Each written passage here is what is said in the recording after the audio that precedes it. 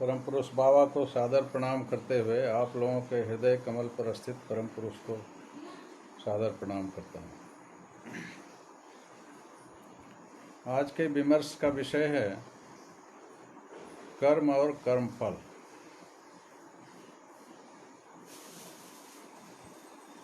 कर्म को तो एक्शन बोलते हैं, कर्मफल को इंग्लिश में बाबा बोलते हैं रिएक्टिव मोमेंटम, प्लूरल में reactive momenta. Actually reactive momenta का हिंदी अभुक्त कर्मफल होगा। कर्मफल जो अभी इम्प्लीमेंटेड नहीं हुआ।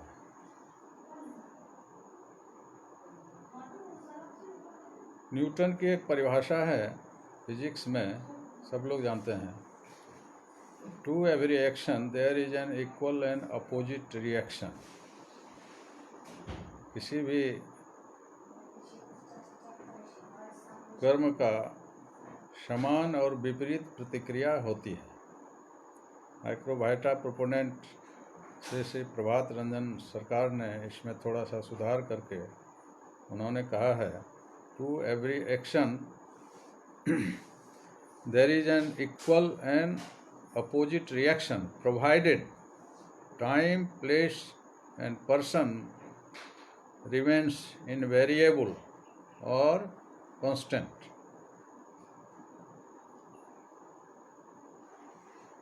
कर्म की समान और विपरीत प्रतिक्रिया होती है बशर्ते कि देश काल पात्र अपरिवर्तित रहे। तो यह जो कर्म है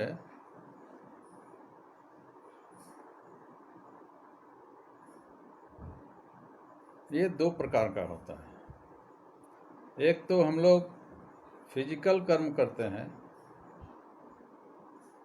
दिन रात हर रोज विभिन्न कर्म करते हैं, और एक मानसिक कर्म भी करते हैं। मन भी कर्म करता है, मन ही मन, उसकी भी प्रतिक्रिया मन में ही प्रतिकर्म होता है। गहन आध्यात्मिक स्तर पर इस कर्म और कर्मफल बहुत ही महत्वपूर्ण विषय है, क्योंकि इसी से संबद्ध है हमारा लाइफ साइकिल, हमारा देहांत और हमारा मनांत। जन्म लेना, फिर मौत जिसको कहते हैं, फिर पुनर्जन्म लेना। ये पुनर्जन्म का साइकिल चलता रहता है तब तक जब तक कि मन का अंत नहीं हो जाए, मनांत नहीं हो जाए। और आध्यात्मिक साधक के मन का अंत महामृत्यु, मृत्यु अर्थात परम पुरुष में इनडिटर्मिनेट एब्जॉर्प्शन में होता है।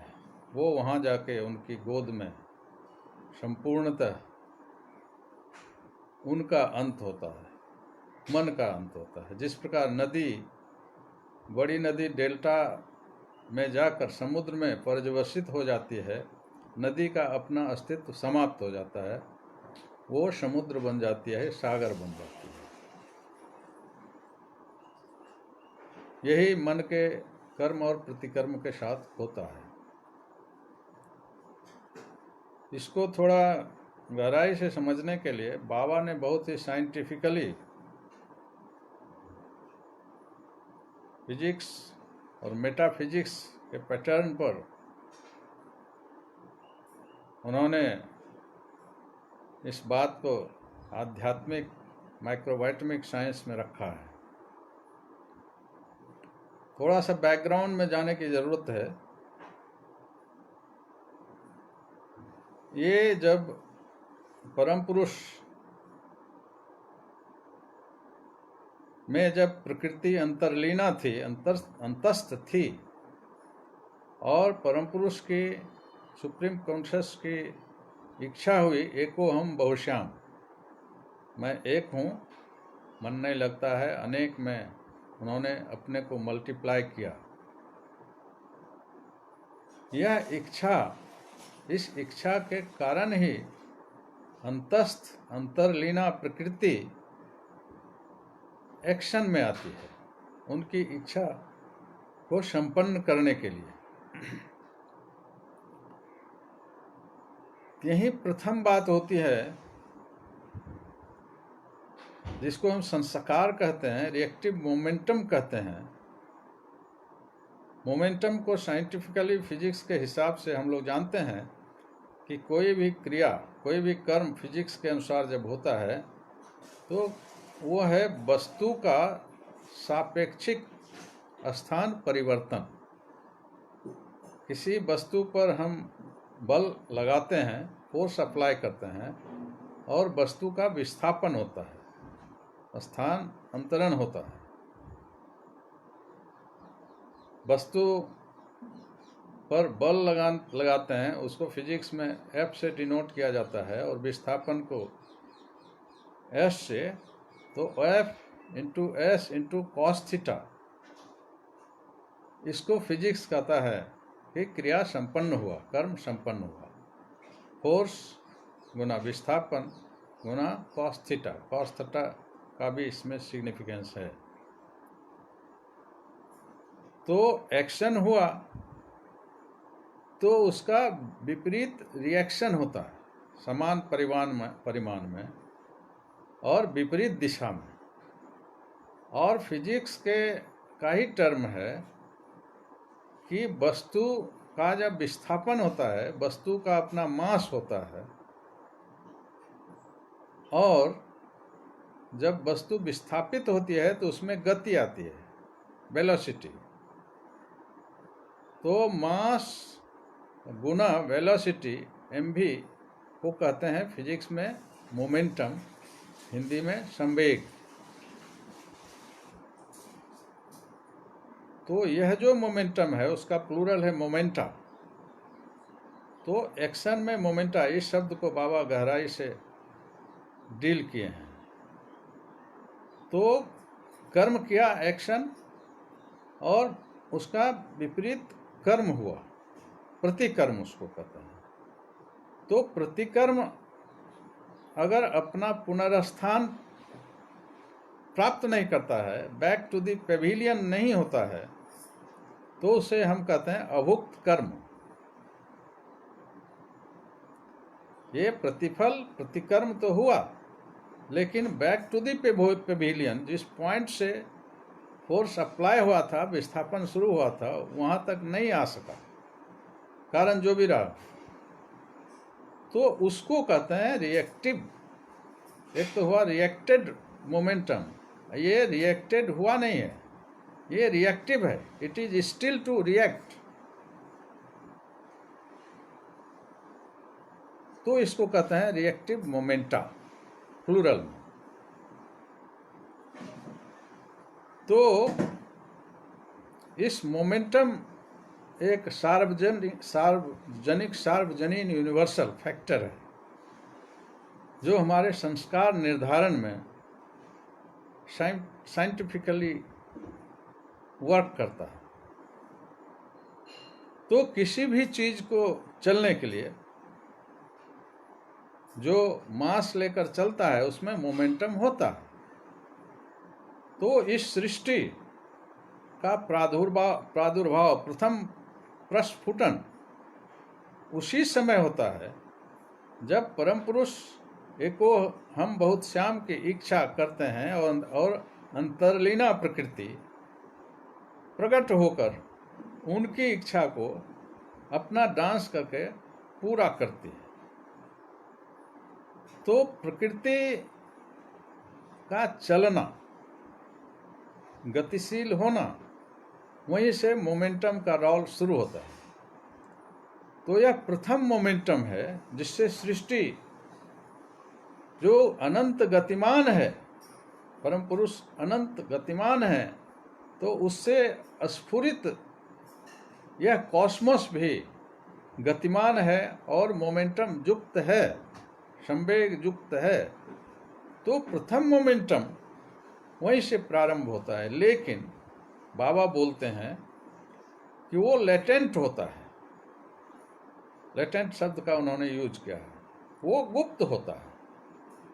गुप्त शब्द इसलिए लेटेंट शब्द प्रयुक्त हुआ है कि वहाँ से शुरू होकर जब तक चित्त का निर्माण नहीं होता है, कॉस्मिक चित्त का ऑब्जेक्टिवेटेड फॉर्म में, और फिर यूनिट चित्त का, तब तक वो ऑब्जेक्टिफाइड नहीं होता है, वो परसेप्शन में आता नहीं है। इसलिए इन द वेरी स्टार्ट वहाँ गुप्त शब्द फिलॉसफिकली बोला गया है।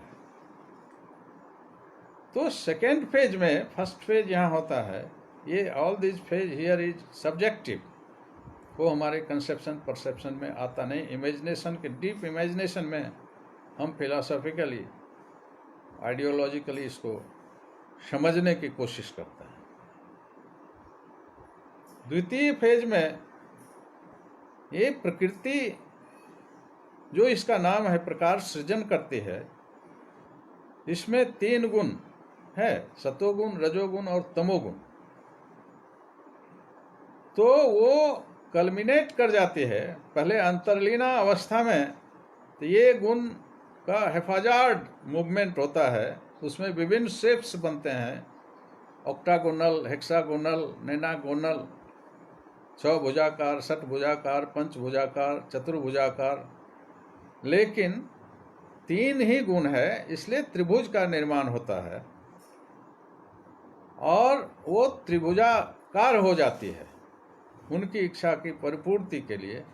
और इस त्रिभुजाकार प्रकृति की अवस्था को की साक्षी सत्ता के रूप में पुरुषोत्तम होते हैं।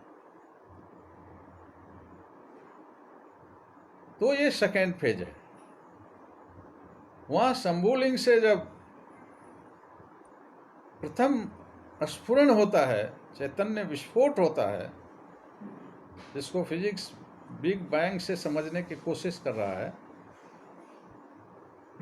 एक बिंदु से बिग बैंग। फिजिक्स अभी उसके डीप में नहीं जा सका है, लेकिन फिर भी उसका अपना एक परसेप्शनल साइंस है।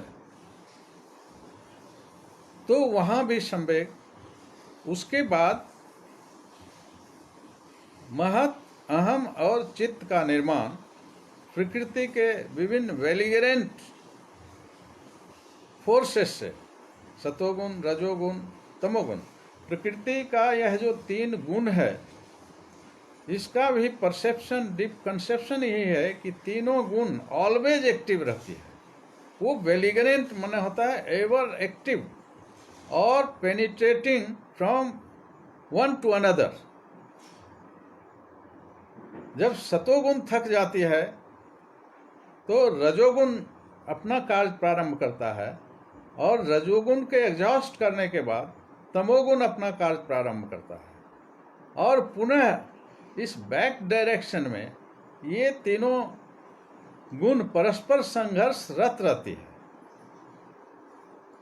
नामकरण हम बोलते हैं जैसे महत्त्व के समय कि सतोगुण प्रभावकारी है। इसका माने यह नहीं है कि रजोगुण और तमोगुण कहीं चला गया। प्रोपोर्शनली, समानुपातिक ढंग से सतोगुण वहाँ डोमिनेंट होती है, और वो दोनों रजोगुण और तमो गौण रहती है। उसके डोमिनेंसी का डिग्री ज़्यादा होता है, जिसमें स्ट्रेट लाइन वेव आता है और महत कहते हैं उसे।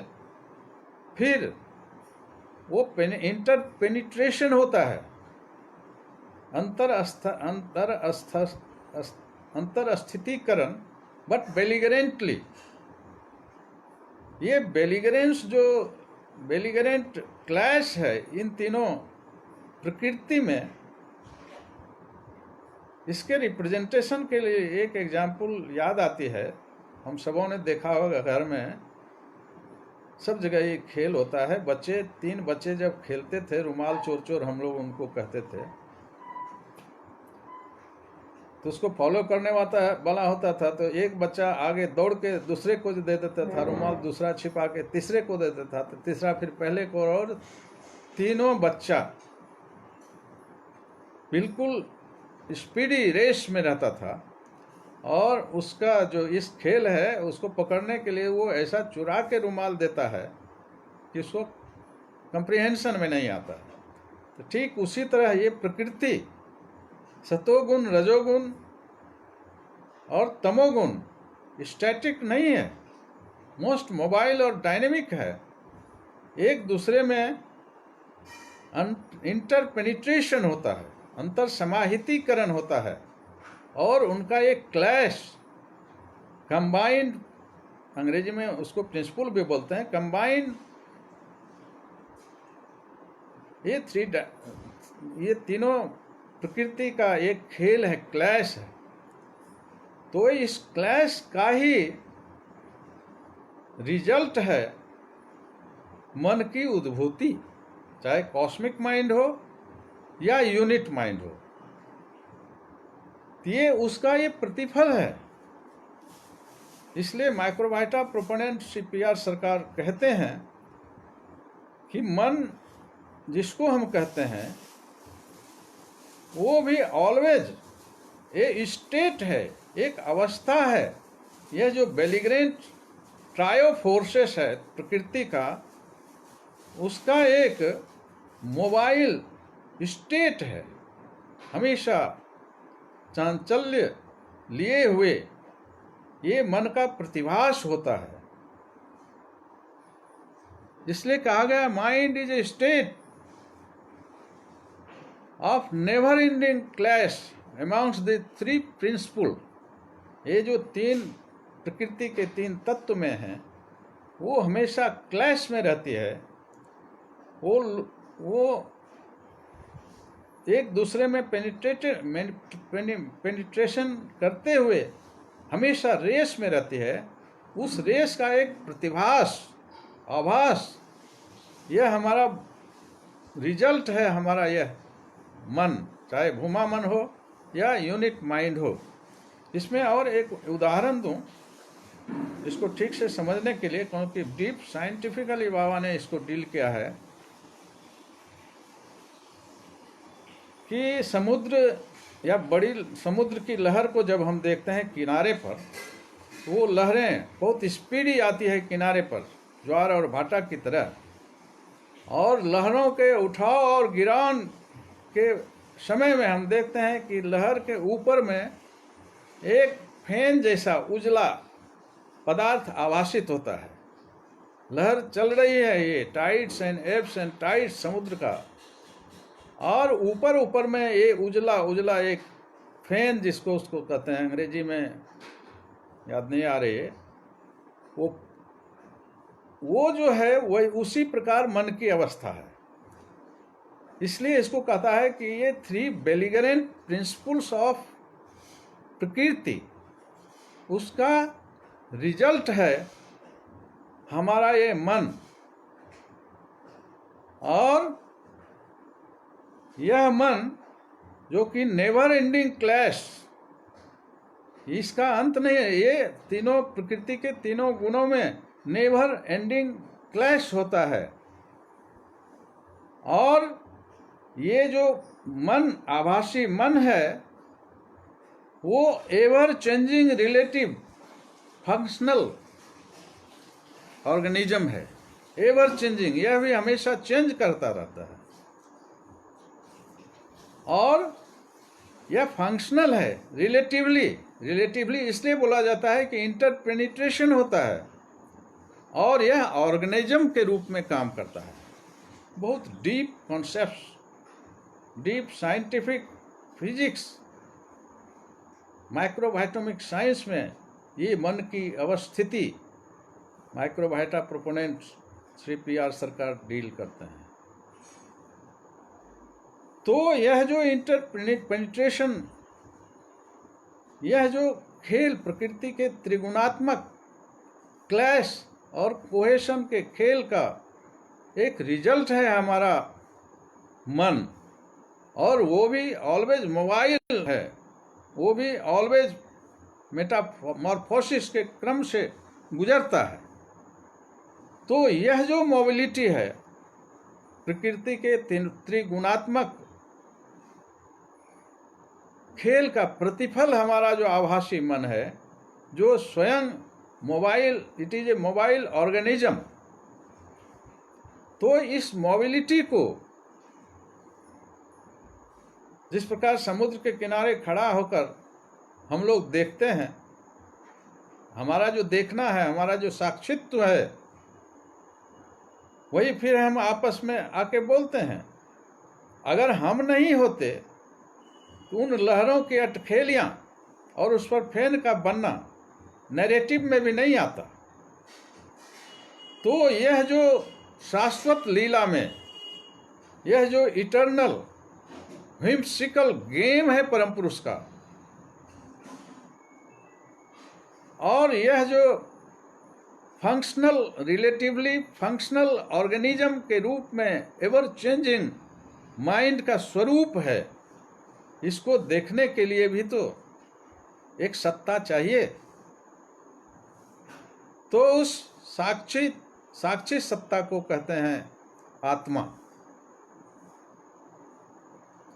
तो आत्मा ही एक्चुअली रजिस्टर करता है, मन के विभिन्न कर्म का रजिस्ट्रेशन होता है आत्मिक पटल पर। इसलिए आत्मा का साक्षित्व ही मेनली एग्जिस्टेंस भी उसी के कारण है। और ये नोइंग, संज्ञान, और ये डूइंग, डूअर आई, नोअर आई और डन आई, तीनों का अपना जो अस्तित्विक निबंधन है वो आत्मिक प्लेट पर है। उसके कारण ही ये सारी क्रियाएं संपन्न होती हैं। इसलिए soul is the basic player in the eternal game of mind, whether cosmic और यूनिट। आभासी रूप में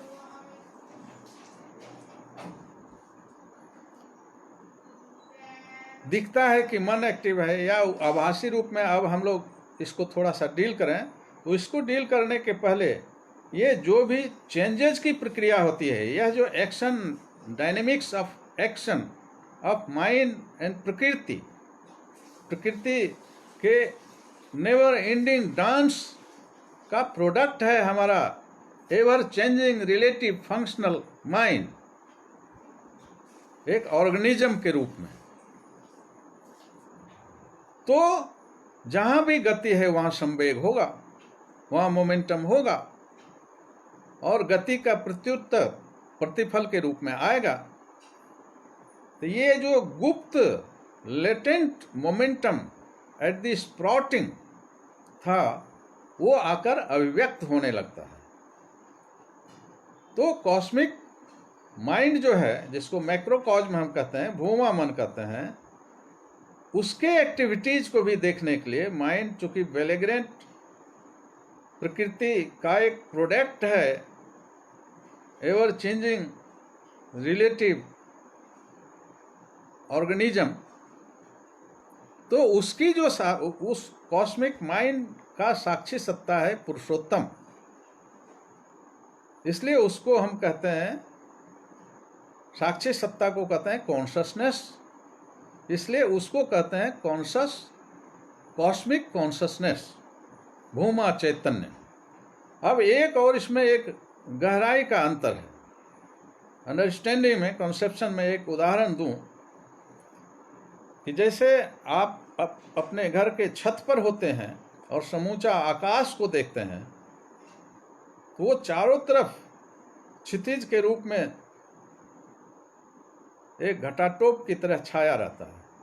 और जब हम घर में आते हैं, आप या हम, और अपनी खिड़की से उस आकाश को देखते हैं, तो खिड़की के डायमेंशन के अनुसार आपका आकाश होता है। रिलेटिव लैंग्वेज में कहते हैं कि ये मेरा आकाश, कह सकते हैं। तो यह जो खिड़की वाला आकाश है वो हो गई आत्मा। और बाबा बोलते हैं कि साक्षित्व इटसेल्फ इज ए एक्शन। आप बैठे हैं और आंख बंद किए हुए हैं, आपका बच्चा आपके आंगन में खेल रहा है, तो आप जो ही आंख खोलते हैं तो उसका साक्षित्व करते हैं। तो साक्षित्व, विटनेसशिप इज इटसेल्फ ए एक्शन। इसलिए जहां एक्शन होगा वहां मोमेंटम इनहेरेंट है, अंतर्निहित है। तो यह जो छत पर का आकाश खिड़की के डायमेंशन से हमारे रूम में घुसता है और हमारे सब एक्टिविटीज का साक्षित्व करता है डायनेमिकली, स्टैटिकली। ऐसा नहीं होता है कि वो कुर्सी पर बैठा हुआ है। तो बाबा इसका बहुत ही डायनेमिक कॉन्सेप्ट दिया है। साक्षी शब्द बोलने से लगता है कोई खड़ा होकर केवल देख रहा है, ऐसी बात नहीं है। तो यह जो साक्षित्व है, इस साक्षित्व भी एक सत्ता है। तो उसको कॉस्मिक कॉन्शसनेस, पुरुषोत्तम का जो साक्षित्व कॉन्शसनेस, ये मैक्रोकॉस्म भूमा मन का साक्षित्व करता है, ये इंटरमिटेंट साक्षित्व को हम कहते हैं परमात्मा। ये कॉस्मिक माइंड का जो साक्षित्व का कंपोनेंट है पुरुषोत्तम का, उसको हम लोग कहते हैं, उसको दर्शन में कहा जाता है परमात्मा।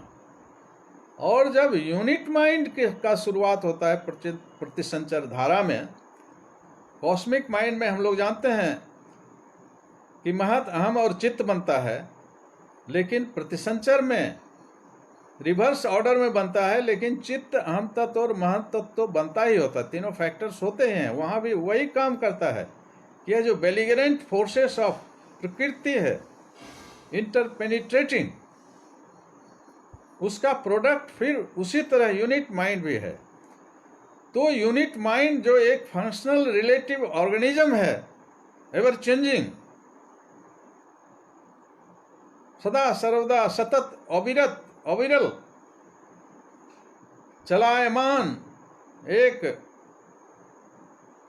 फंक्शनल ऑर्गेनिज्म, जिसको यूनिट माइंड कहते हैं, जिसका क्रमिक विकास होता है, because it is all in A dynamic state, functional, ever changing functional. तो इसके साक्षित्व के लिए साक्षी सत्ता होती है आत्मा। बट आत्मा का जो साक्षित्व कंपोनेंट है, जो खिड़की के उदाहरण स्वरूप हमारे घर के मन के इधर उधर करने के का साक्षित्व करता है, उसको कहते हैं जीवात्मा। तो जीवात्मा परमात्मा, तो जिसको सगुण ब्रह्म हम लोग कहते हैं, वो सगुण ब्रह्म में 4 फैक्टर्स इंक्लूडेड है। माइक्रोकॉस्म, यूनिट माइंड जिसको कहते हैं, मैक्रोकॉस्म, कॉस्मिक माइंड जिसको कहते हैं, और आत्मा और परमात्मा और परम पुरुष, ये सब मिला के कहा जाता है सगुण ब्रह्म। और उसी को दूसरी भाषा में हम लोग कहते हैं कि ये सगुण ब्रह्म का प्रोजेक्शन है whole of the cosmos, thought projection, thought wave. तो जहां वेव है मोमेंटम होगा। तो ये मोमेंटम होगा तो रिएक्टिव होगा। तो आनंद सूत्र में बाबा बोलते हैं कि जब चित्त का विकास होता है, प्रथम चित्त आता है प्रतिसंचर धारा में, और संचर धारा में वो तीसरे स्टेज पर कॉस्मिक चित्त आता है। तो कर्मफल चित्तम, चित्त क्या है? कर्मफल है। अब थोड़ा हम लोगों का जो चित्त है माइंड का, उसको थोड़ा सा साइंटिफिकली वेब थ्योरी के अनुसार समझने की जरूरत है। तो अब देखा जाए कि हम लोग जो देखते सुनते हैं, जो भी काम करते हैं रिलेटिव वर्ल्ड में, कैसे उसको हम देखते हैं। जैसे हम या आप एक आम देख रहे हैं, तो माइक्रोबायोटमिक साइंस के लैंग्वेज में हर चीज वे भी होता है, हर चीज एक तरंग का पैटर्न है। Everything in this Cosmos is a mesh of waves of different patterns of different wavelength। ये किसी भी चीज, फिजिकल हो, मेटाफिजिकल हो, मेंटल हो या स्पिरिचुअल हो, जो भी जिस तरह का है, वो वेव का एक शाश्वत प्रवाह है। और विभिन्न चीजों के वेव का प्रभाव एक पैटर्न बनाता है और वही पैटर्न चलता है। तो आम से लाइट वेव चला,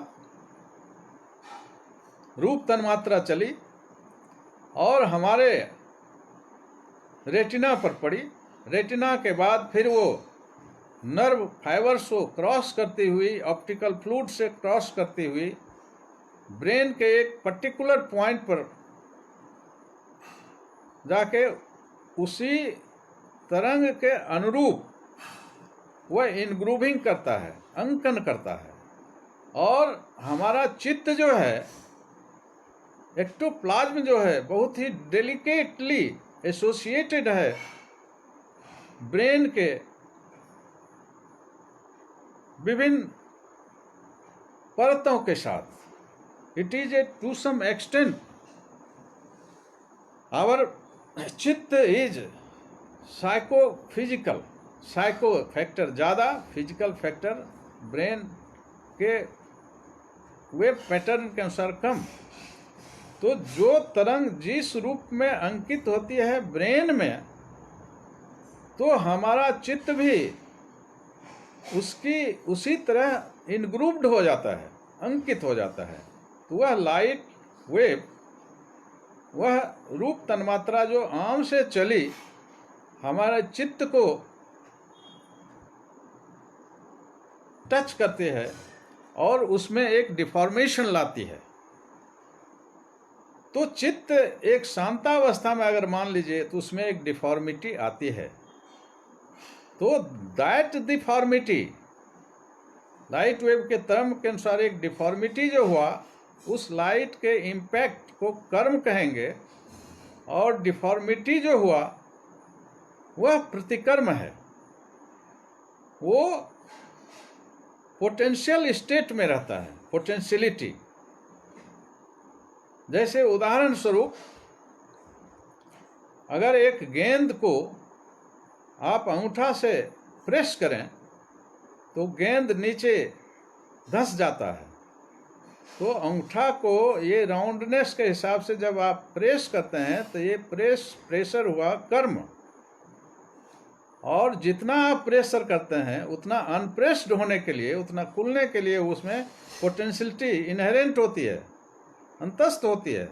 आज जब तक अंगूठा आप दाबे रहते हैं, जहाँ तक जाता है, तब तक कर्म तो हो गया, लेकिन प्रतिकर्म का पोटेंशियल भी उसमें अंतर्निहित है। वही पोटेशियम रिएक्टिव मोमेंटा है। वो जब बैक टू दी पेविलियन हुआ, जहाँ से प्रेशर का स्टार्ट जिस बिंदु से हुआ, वहाँ तक बैक नहीं हो जाता है, बैक टू दी पेविलियन, तब तक वह जब बैक हो जाएगा उस पॉइंट पर, तो कहेंगे रिएक्टेड, वो प्रतिफल, वो संस्कार भोग हो गया। लेकिन जब तक अंगूठा है प्रेशर देता हुआ, वो रिएक्टिव है। रिएक्टेड और reactive, it is still to react. अभी रिएक्ट हुआ नहीं है। रिएक्शन की पोटेंशियलिटी, संभावना उसमें अंतर्निहित हो गई।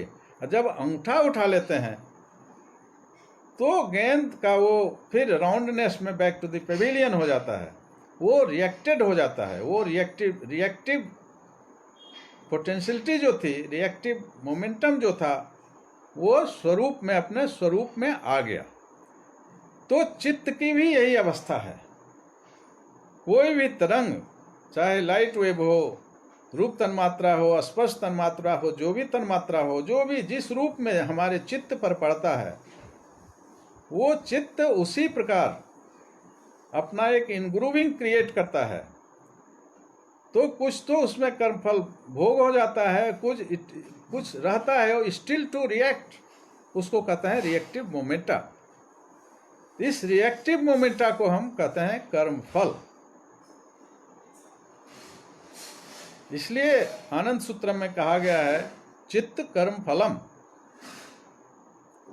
एक ये बात, तो यह हमारा जो चित्त है, हम लोग दिन रात जो कर्म करते हैं, उसमें जैसे 10 कर्म हम लोगों ने किया दिन भर में, तो 10 में 8 हो गया बैक टू द पेविलियन, वो अपने स्वरूप में आ गया। विरूपित पहले हुआ, विरूपित होना कर्म हुआ, और स्वरूपित होना, स्वरूप में आना प्रतिकर्म हुआ। तो जो विरूपित अवस्था में ही रहती है, उसको रिएक्टिव मोमेंटा कहते हैं। तो मान लीजिए 10 कर्म किया, उसमें 8 बैक टू द पेविलियन हो गया, तो वो संस्कार 0 हो गया। +1 -1 मिलके 0। लेकिन 2 अगर बच गया तो 2 रिएक्टिव मोमेंटा, एक अगर रहता तो उसको मोमेंटम कहा जाता, 2 है तो इसलिए प्लूरल में मोमेंटा, वो स्टिल एग्जिस्ट करता है। और यह जो चित्त की अवस्था है, विरूपित या स्वरूपित, ये हमारा अहम तत्व जो है, डूअर आई, वो देखने वाला वही है, सुनने वाला वही है, सूंघने वाला वही है। तो यह जो डूअर आई है हमारा, वही एक्चुअली करता है, वो डूइंग का एक्शन करता है। तो किसी को जब हम लोग कहते हैं, तो इसलिए जो बाहर में आम है उसको हमारा डूअर आई नहीं देखता है। आम का जो तरंग है, लाइट वेव, जो आके इनग्रूव्ड हो गया चित्त पर, चित्त विरूपित हो गया, इस चित्त के विरूपित शेप को अहम तत्व देखता है डूअर आई, और उसको कहते हैं देखना।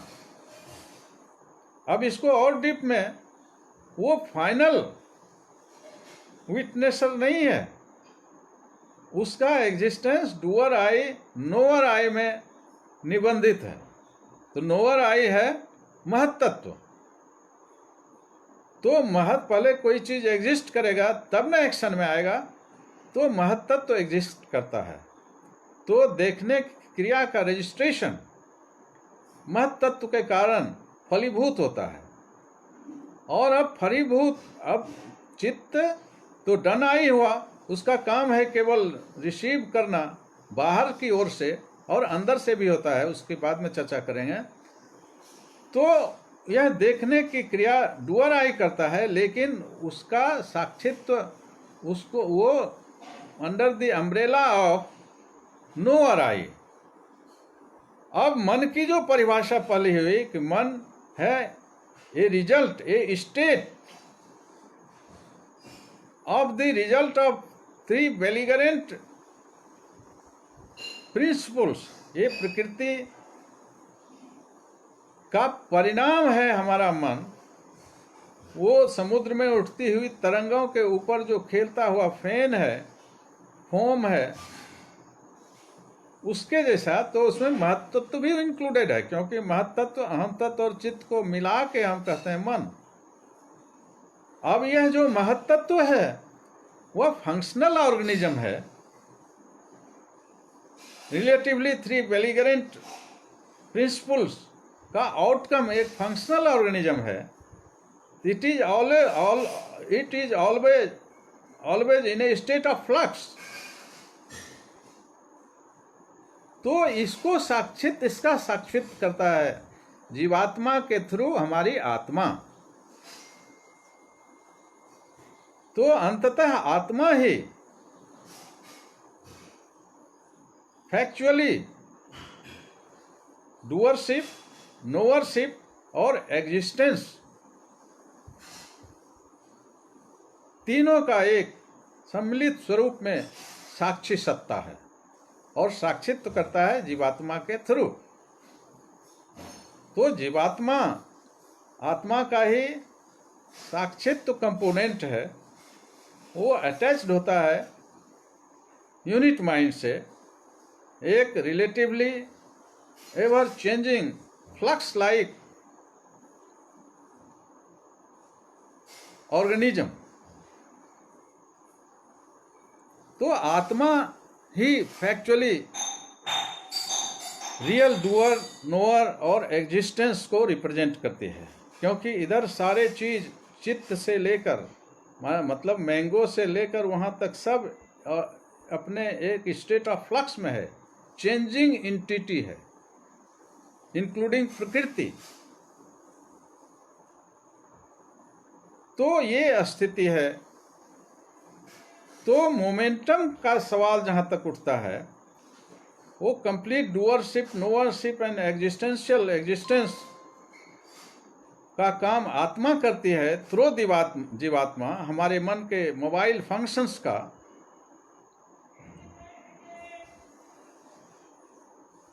तो हम जो कर्म करते हैं तो उसका कर्मफल बनता है, बट वो कर्मफल जब तक रिएक्टेड नहीं होता है, जब तक रिएक्टिव रहता है, जब तक बैक टू द पेविलियन नहीं होता है,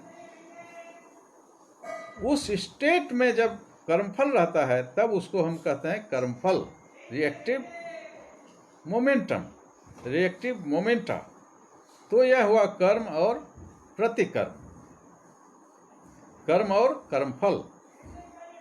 विषय तो ये है, लेकिन इस विषय का जो निशाना है, टारगेट है, यह जो कर्मफल जिसको हम संस्कार कहते हैं, रिएक्टिव मोमेंटम कहते हैं, इससे क्या होता है?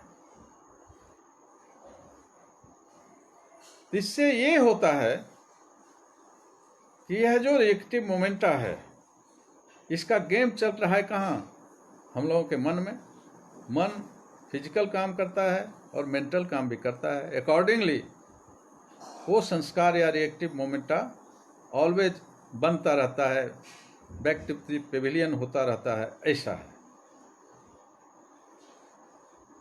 तो अब क्या होता है, देखा जाए कि ये जो हमारा चित्त और अहम तत्व और महत्त्व कैसे फंक्शन करता है, हम लोगों ने इस पर विचार विमर्श कर लिया, कर्म और कर्मफल। तो इसके कारण क्या होता है, यह जो बेलिगरेंट एवर चेंजिंग रिलेटिव ऑर्गेनिज्म है हमारा मन, तो एक समय आता है कि जब अनफुलफिल्ड डिजायर्स है, जो रिएक्टिव मोमेंटा है, बैक टू द पेविलियन अभी हुआ नहीं है, वो अभुक्त कर्मफल की अवस्था में है। तो जब शरीर डीके करता है या और कोई घटना शरीर के साथ होती है, हम लोग जानते हैं कि संचर के अंत में प्राणाह की वाइटल फोर्स की उत्पत्ति होती है और प्रतिसंचर में कदम रखते ही चित्त का निर्माण होता है। और यह जो चित्त है वो प्रथम स्टेज में केवल इंस्टिंक्चुअल है, वो सहजात वृत्ति के साथ है, उसमें अपनी स्वतंत्र थिंकिंग पोटेंशियलिटी नहीं होता है। तो इसको मोमेंटम मिलता है कॉस्मिक माइंड से, क्योंकि इसको आपका स्वतंत्र मन अभी तक बना हुआ नहीं है, इसमें अहम तत्व की विकसिति अभी तक नहीं हुआ है। तो इसका मोमेंटम, क्योंकि यह जो चल रहा है डायनेमिक, इसका जो डायनेमिक्स है, इसका मोमेंटम मिलता है मैक्रोकॉस्म से, भूमा मन से, उसकी इच्छा से, उनके गाइडिंग और गोडिंग के अनुसार ये सभी इनएनिमेट ऑब्जेक्ट्स संचर धारा के और प्रतिसंचर में यह चित्त भी उनकी निर्देशना में उनके रिएक्टिव मोमेंटम के कारण, बल्कि फैक्ट यही है कि तब तक ये रिएक्टिव मोमेंटम बनता नहीं है। संचर धारा में किसी के कर्म और कर्मफल का सवाल ही नहीं उठता है, क्योंकि वहाँ अहम तत्व की विकसिति नहीं हुई है। जब चित्त बनता है और चित्त के अंदर से जब अहम तत्व की विकसिति होती है, अहम तत्व जब इमर्ज करता है, तो यह अहम तत्व ही डूअर आई है। तो जब डूअर आई हो जाता है, तो अब तो वह स्वतंत्र है। अब कॉस्मिक माइंड का गाइडिंग और गोडिंग वो नहीं करते हैं, क्योंकि इसको स्वतंत्र मन अहम तत्व विकसित हो गया। तो हमारे इस कॉस्मोस में ये इनएनिमेट ऑब्जेक्ट्स हैं, ये फ्लोरा जो है, और फौना में भी ऐसे जीव जिनमें केवल चित्त तक ही विकास हुआ है, इसके डिफरेंट वैरायटीज हैं, तब तक संस्कार बनने का सवाल नहीं हुआ है। तब तक कॉस्मिक माइंड का गाइडिंग और गोडिंग है। जो ही अहम तत्व बना, त्यों उसमें दो संभावना आ जाती है, उसका संस्कार बनना शुरू हो जाता है। और फिर संस्कार माने एक्शन और रिएक्शन और रिएक्टिव मोमेंटा, अब ये अनवरत चलता रहता है। तो यहाँ आके एक बात सोचने की होती है कि ये जो साइकिल है, एक्शन का, रिएक्शन का, रिएक्टेड हो जाना या रिएक्टिव अवस्था में रहना, कर्मफल के अभुक्त कर्मफल की अवस्था में रहना, रिएक्टिव मोमेंटा मीन्स अभुक्त कर्म, अच्छा वर्ड है हिंदी में। बैक टू द पेविलियन जो अभी तक हुआ नहीं, अभुक्त अवस्था ऑफ माइंड ऑफ प्रतिफल। तो अहम तत्व के बाद महत्त्व विकसित होता है, फिर धीरे से इमर्जेंस उसका होता है। और अब यहाँ एक बात बहुत मनोरंजन की बात है कि किसी चीज के मूवमेंट के लिए दो चीज चाहिए, एक पुशिंग फोर्स चाहिए, एक पुलिंग फोर्स चाहिए। ये पुशिंग मोमेंटम जो है, ये मैक्रोकॉस्म भूमा मन का होता है।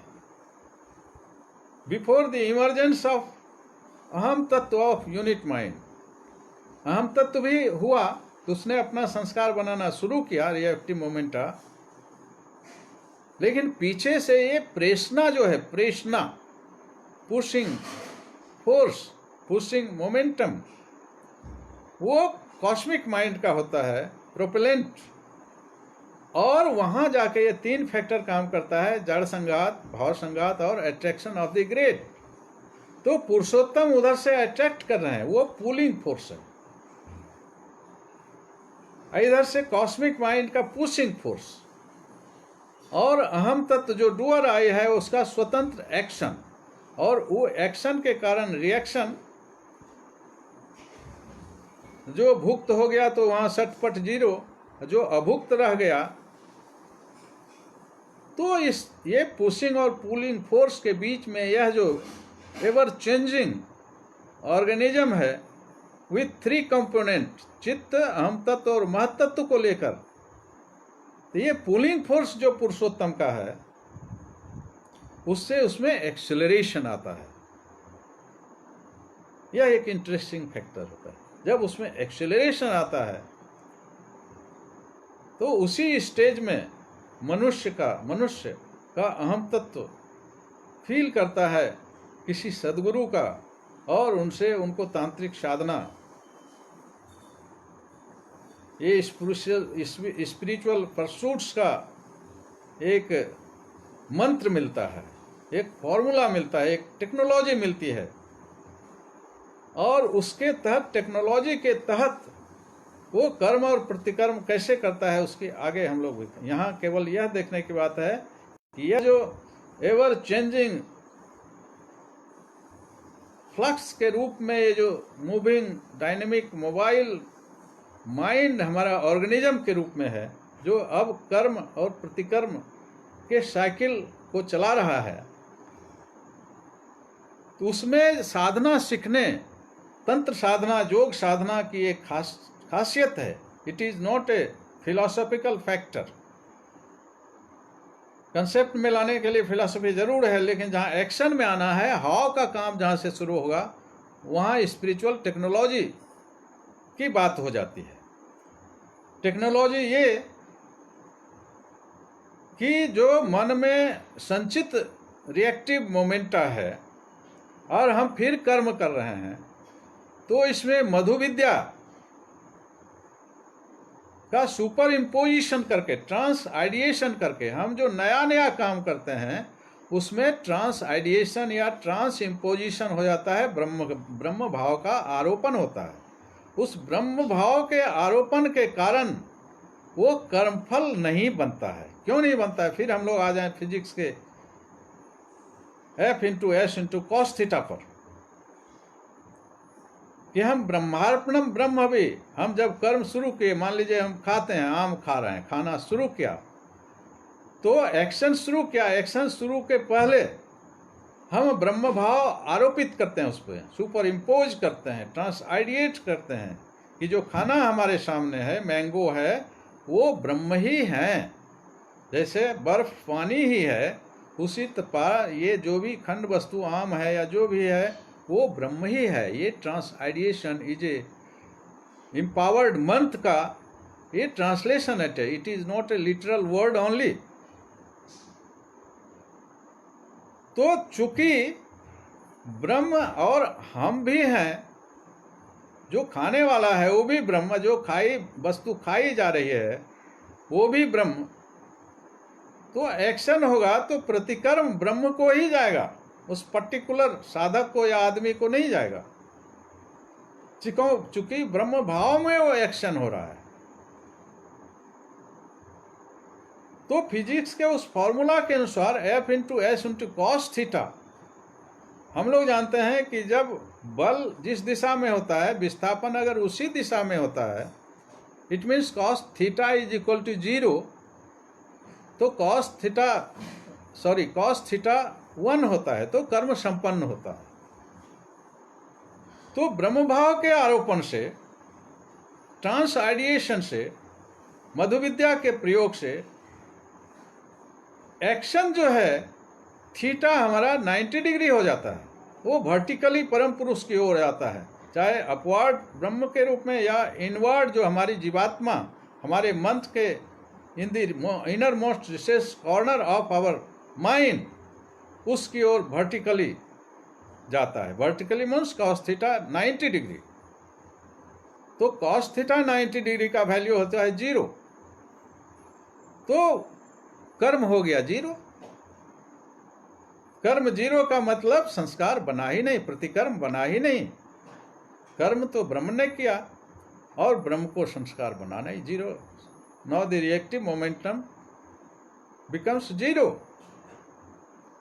तो अब ब्रह्म भाव के आरोपण से हर कर्म अगर साधक करेगा तो प्रतिकर्म नहीं बनेगा, वो कर्मफल नहीं बनेगा।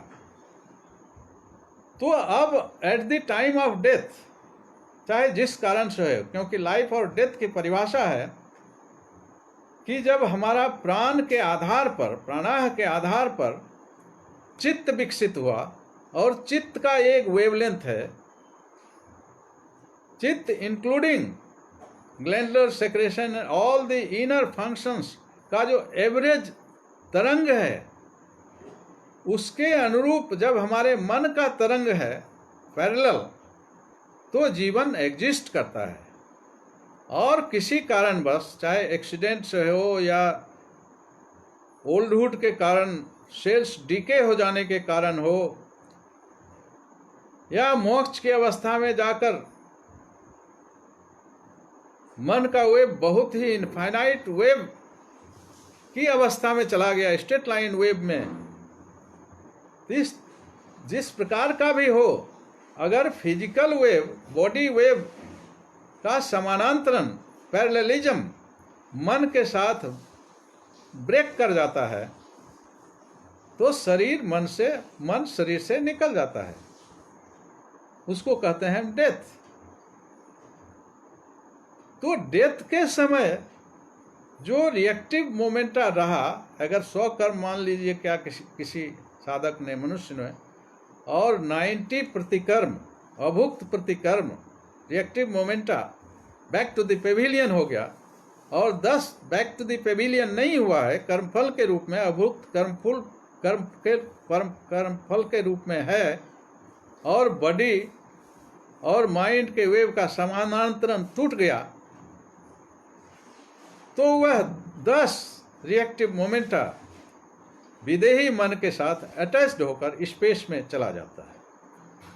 स्पेस में प्रकृति के गाइडेंस में, प्रकृति के रजोगुण के गाइडेंस में वो रोम करता है। और वह रिएक्टिव मोमेंटम कहाँ रहता है? मन का 3 लेयर है, हम लोग जानते हैं, क्रूड लेयर, सटल लेयर और कॉजल लेयर। स्थूल मन, सूक्ष्म मन और कारण मन। कारण मन में वह डिपॉजिट हो जाता है, परत दर परत वो डिपॉजिट होता रहता है कारण मन में। तो उस रिएक्टिव मोमेंटा को लेकर, उस अभुक्त कर्मफल को लेकर वह माइंड डिटैच्ड हो जाता है बॉडी से और स्पेस में रोमिंग करता है। अब उसके बाद क्या होती है कि यह डेथ में भी एक इनहेरेंट कुछ चीज़ है। मैं जल्द बोल दूं कि हम लोगों को 10 इंद्रिय हैं। डेथ के समय में क्या होता है, पंच प्राण, अपान, बयान, समान, उदान, 5 अंतर्वायु है, वाइटल फोर्स, और फिर नाग, कूर्म, कृकर, देवदत्त, धनंजय। At the time of death क्या होता है कि ये जो प्राण वायु है, जो मणिपुर चक्र से थ्रोट तक होता है, उसका काम है ये हमारा श्वास प्रश्वास का लेना, ये प्राणवायु का काम है। और फिर मणिपुर चक्र से अपान है, उसका काम है ये हम लोग जो एक्सक्रीशन करते हैं, मलमूत्र त्यागते हैं, और दोनों को बैलेंस करता है समान वायु, मणिपुर चक्र पर उसका रेजिडेंस है। और उदान है जो वोकल कॉर्ड में होता है, उसका काम है वोकल कॉर्ड को नियंत्रित करना और अपने वॉइस को कंट्रोल करना, वाक शक्ति को। और फिर एक बयान है, उसका काम है अंगड़ाई लेना, वो जम्हाई अंगड़ाई लेना, ये नहीं, उसका काम है ब्लड सर्कुलेशन। तो eight the time of death क्या हो जाता है कि वो दोनों तरंग समानांतरण टूटने को होता है। तो पहले ये प्राण वायु अपना काम छोड़ देती है, प्राण वायु काम छोड़ दी तो समान इम्बैलेंस हुआ, और उसके बाद इम्बैलेंस के कारण अपान भी छोड़ देता है, और तीनों एक शरीर में धक्का मुक्का करने लगता है, जिसको हम लोग अंतिम श्वास के समय कहते हैं ना, क्या कुछ टर्म है। और जब तीनों ये हो जाता है तो ये जो थ्रोट पर है हमारा उदान, ये भी अपना काम छोड़ देता है, चारों अपना मिल गया। और 5 में ये ब्लड सर्कुलेशन भी बंद हो जाता है बयान के कारण। और ये 5 अंतर्वायु जो है किसी वीक पॉइंट को खोजता है कि वहाँ से हमारा एग्जिट हो उस शरीर से। दूसरा नाग का काम है अपने को प्रसारित करना, एक्सपेंड करना, जंप करना, किसी चीज़ को फेंकना। कूर्म का काम है सिकुड़ना। कृकर का काम है जमाई लेना। देवदत्त का काम है भूख प्यास, और धनंजय का काम है निंद्रा और तंद्रा। ये 9 वायु भी उस बॉडी को किसी पॉइंट पर छोड़कर 9 वायु निकल जाती है, ये प्राणा, और स्पेस में चला जाता है। और 10वां वायु जो धनंजय है, वो तब तक वेट करता है जब तक कि शरीर को डिकम्पोज नहीं किया जाए, आइदर कब्र में और जला के। तो 10वां वायु के साथ वो विदेही मन स्पेस में जाता है, और कारण मन में रिएक्टिव मोमेंटा को लिए हुए उसका रोमिंग होता है।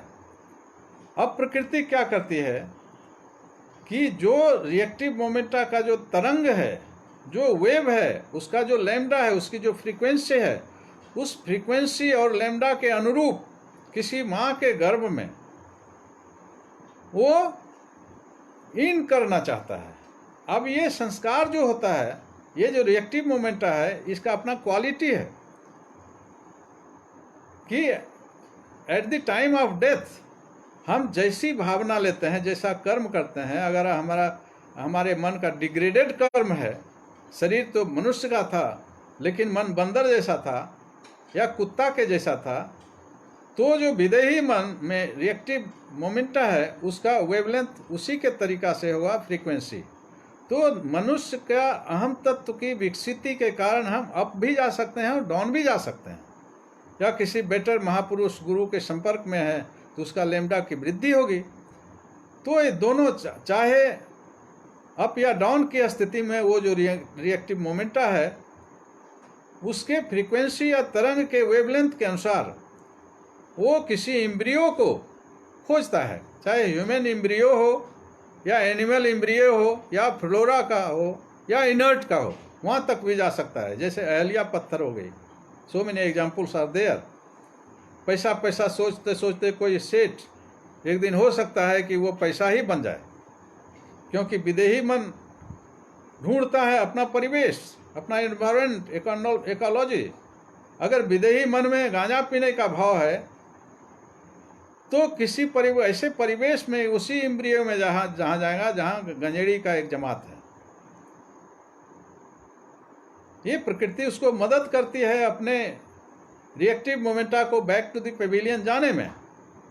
और अगर कोई साधु है, बहुत अच्छा संगति में है, तो वो उस परिवेश में जाके जन्म लेगा। तो यह प्रकृति इसमें मदद करती है।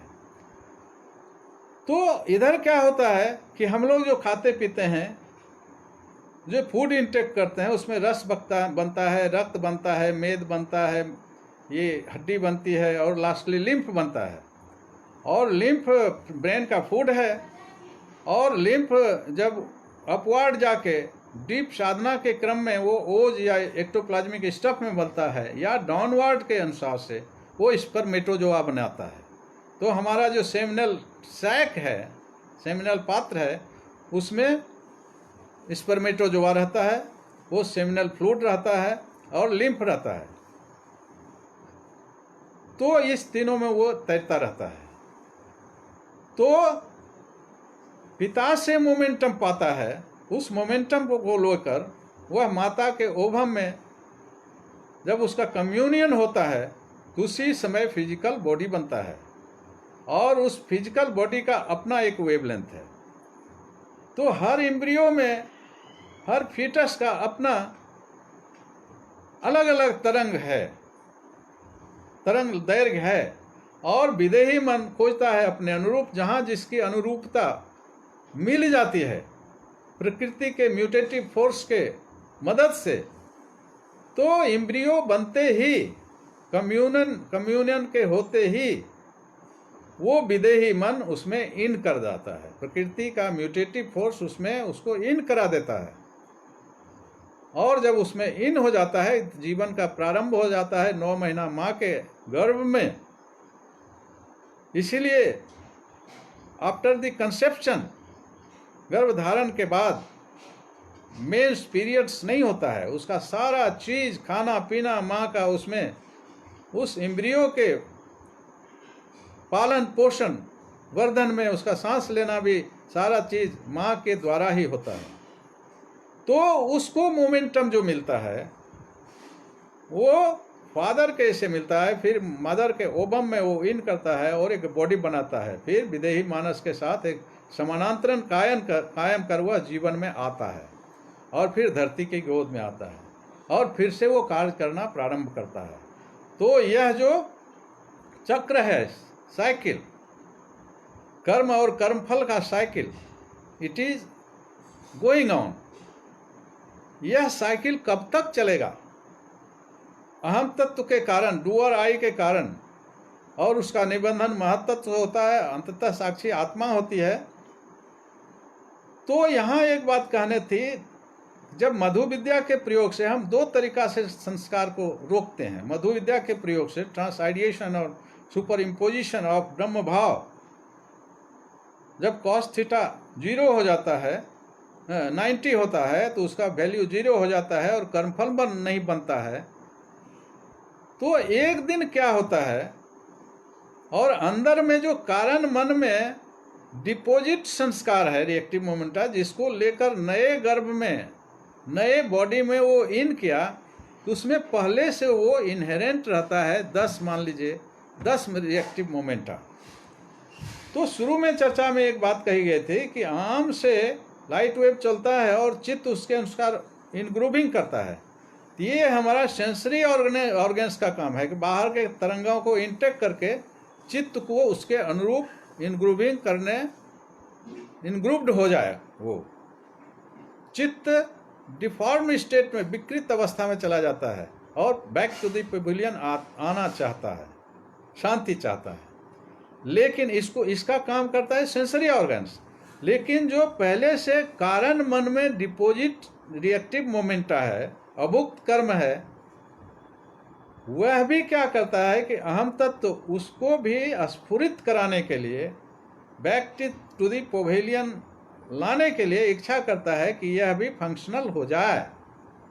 तो चित्त उस समय क्या करता है, अंदर से महत्त्व की, अहम तत्व की प्रेरणा से जो डिपॉजिटेड कारण मन में संस्कार है, रिएक्टिव मोमेंटा है, उसको स्फुरित होने के लिए चांस देता है, और वह चित्त उसको वहाँ उधर से रिसीव करता है, और रिसीव करके फिर अकॉर्डिंगली वो इनग्रूव्ड हो जाता है। जिसको ये मोटर ऑर्गन्स हमारा है उसको एग्जीक्यूट करता है। They are executive officers for the inherent reactive momenta deposited in कारण मन, कॉजल माइंड में। तो दोनों तरीका से बाहर से संस्कार बनना, सेंसरी ऑर्गन के द्वारा चित्त पर इनग्रूविंग होना, उसको हम मधु विद्या से रोकते हैं, उसको फलीभूत होने नहीं देते हैं।